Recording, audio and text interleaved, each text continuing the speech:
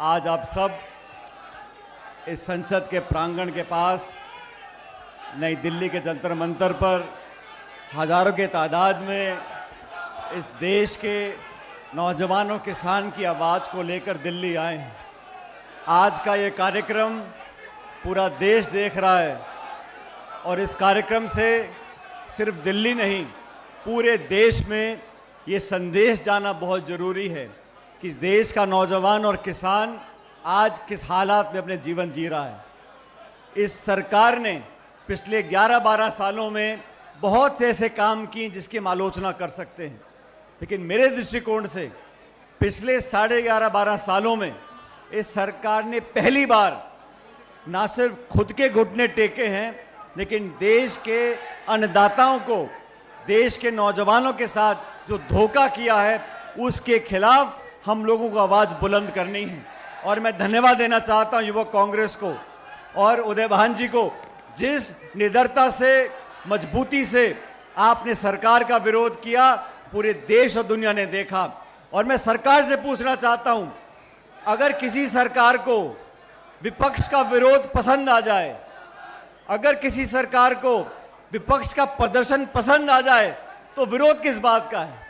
विरोध तो वही होता है जो सरकार की आंख में किरकिरी बनता है। विरोध वो होता है जो सरकार के घुटनों को डगमगा दे। और मैं सरकार को बताना चाहता हूं, आप कांग्रेस पर, युवक कांग्रेस पर, राहुल गांधी जी पर, उदय भान जी पर आरोप लगाते हैं कि आपने भारत की प्रतिष्ठा को कम किया, आपने विदेशी मेहमानों के सामने देश की गरिमा को नीचे रखा।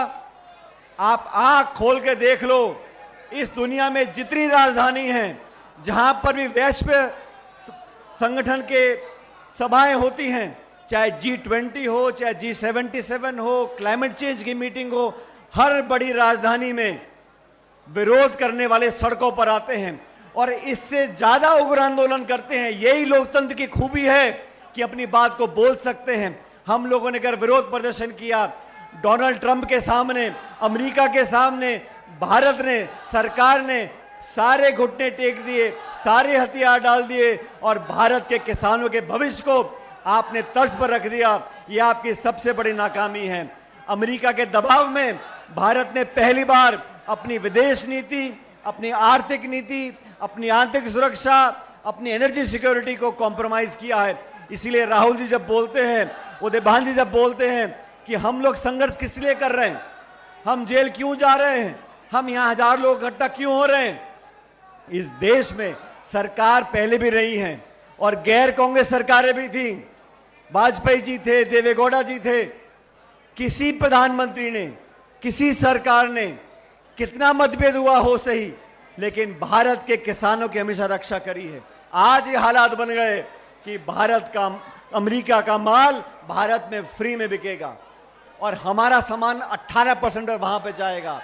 हमारे कपास, सोयाबीन, मक्का के किसानों के साथ जो होने वाला है, हमें देखकर डर लगता है।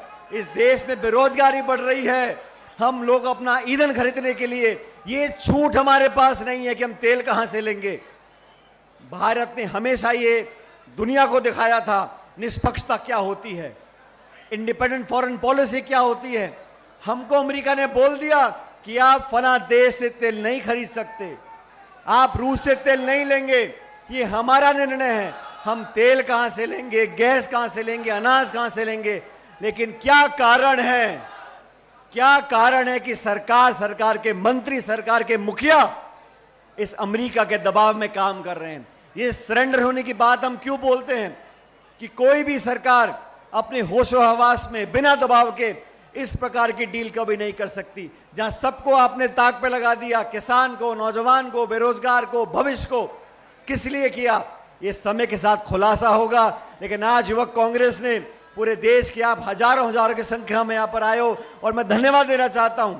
और मैं जानता हूं कि केंद्र की सरकार ने आपको यहाँ पे रोकने के लिए, यहाँ पर इकट्ठा होने के लिए, बाधित करने के लिए बहुत सारे हथकंडे अपनाए हैं, लेकिन आपका जज्बा है, आपकी हिम्मत है और हमारे नौजवान भाई का नेतृत्व आपके पास है कि आज युवक कांग्रेस में जो ऊर्जा हमें दिखाई दे रही है, पूरा देश आज देख रहा है। और मत भूलो, इस देश में बहुत से लोग हैं जो सरकार का विरोध करना चाहते हैं, बहुत से नौजवान हैं जो सरकार के खिलाफ आंदोलन करना चाहते हैं, वो हिम्मत नहीं जुटा पाते, वो डरे हुए रहते हैं, भयभीत रहते हैं, दबाव में रहते हैं। इसीलिए विपक्ष में रहते हुए युवक कांग्रेस का और आप लोगों की जिम्मेदारी बनती है उन लोगों की आवाज बनकर सड़कों पर उतरे। आज देश की राजधानी से ये संदेश जाएगा कि भारत के साथ जो नाइंसाफी मोदी सरकार कर रही है, किसानों के साथ जो धोखा दे रही है, उसको रोकने के लिए, और हम लोगों ने पहले भी राहुल गांधी जी के नेतृत्व में जब जमीन अधिग्रहण कानून का संशोधन हुआ था, सरकार को अपने हाथ खींचने पड़े थे। 3 काले कानून बनाए किसानों के खिलाफ, सरकार को अपने हाथ खींचने पड़े थे। और आज भी राहुल जी और युवक कांग्रेस के दबाव में दिल्ली सहित पूरे देश में आंदोलन करके सरकार को मजबूर करेंगे कि इस डील को रद्द करें और हमारे किसानों का भविष्य सुरक्षित करें। मैं उदय भान जी को धन्यवाद देता हूं कि आपने हिम्मत से सरकार का सामना किया। आप पे केस लगाए, आप पे जेल में डाला और बहुत दबाव बनाया होगा, मैं समझ सकता हूं, लेकिन आप सबकी हिम्मत और ताकत है कि हमारे अध्यक्ष के जज्बे में कोई कमी नहीं आई। आने वाले समय में जहां भी आप लोग अपनी बात रखोगे, यहां मुझसे पहले रणदीप जी बैठे थे, राजा वड़िंग बैठे थे, ये सब यूथ के अध्यक्ष रह चुके हैं और हम सब जानते हैं, मैंने सबके साथ काम किया। आज देश को जरूरत है युवक कांग्रेस की ताकत की, आज देश को जरूरत है आपके मेहनत और बलिदान की, आज देश को जरूरत है आपकी हिम्मत और ताकत की। मैं आपसे कहना चाहता हूं, अपनी मत सोचो, अपनी राजनीति की मत सोचो, इस देश के भविष्य के लिए, इस देश के नौजवानों के लिए आप कुर्बानी देने के तैयार रहो। ये देश आपको याद रखेगा, बहुत धन्यवाद देगा। मेरे साथ जोरदार नारा दो ताकि संसद में बैठे सरकार के लोगों को सुनाई दे कि युवक कांग्रेस जिंदी है। युवक कांग्रेस! ये आवाज पंडाल के बाहर तक भी नहीं गई है।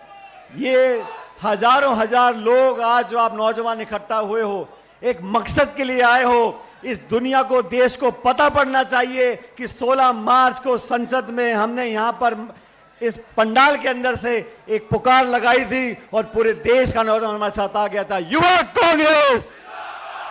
युवक कांग्रेस! बहुत बहुत शुभकामनाएं, बधाई, बहुत बहुत धन्यवाद। राम राम साहब।